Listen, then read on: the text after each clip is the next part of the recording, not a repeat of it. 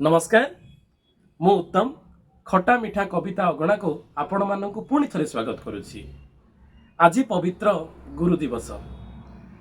गुरु शिष्यर पवित्र संपर्कर मापिबार दिन आज गुरु दिवस।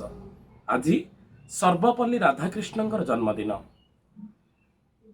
गुरु शिष्यर संपर्क बहुत पुराणा। क्यों वेद उपनिषेदरु आमे जानी आसीछे गुरु शिष्यर सेही पवित्र संपर्क विषय रे। याकु नै अनेक कहानी अनेक कथा आम संस्कृति रे रही आसीछि, किंतु जुगे जुगे गुरु पूज्य तांकर आशीर्वाद छात्र छात्री को नहीं जाए सफलतार बहु उच्च सीमा को। तेबे आसंतु आज आपण मानंको पई एक सुंदर कविता खटा मिठा कविता अगणारू। आजिर मोर कवितार शीर्षक गुरु। दीपटीए परी निजे जली जली जलाई अनेक दीप। दीपटीए परी निजे जली जली जलाई अनेक दीप। सेही आलोकरे दूर हो जाए अज्ञान अंधार पाप। तुमरी आशीषे सदा सबु पाई अमृतर सेही धार। तुमरी आशीष सदा सबु पाई अमृतर सेही धार। धन्य तुमर से बलिदान सते तुमे ही परमेश्वर।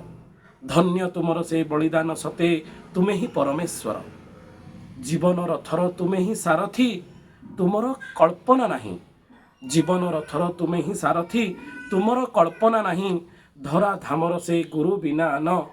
धरा धामर जे गुरु बिना न चरित्र रही कहीं।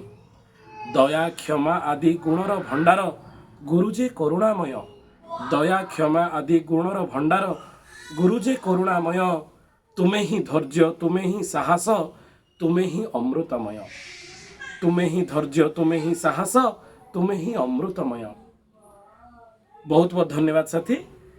आज आपण मैंने सुजोग देथिबारु ए सुंदर कविता आपण मानक पई मु भेटी देली।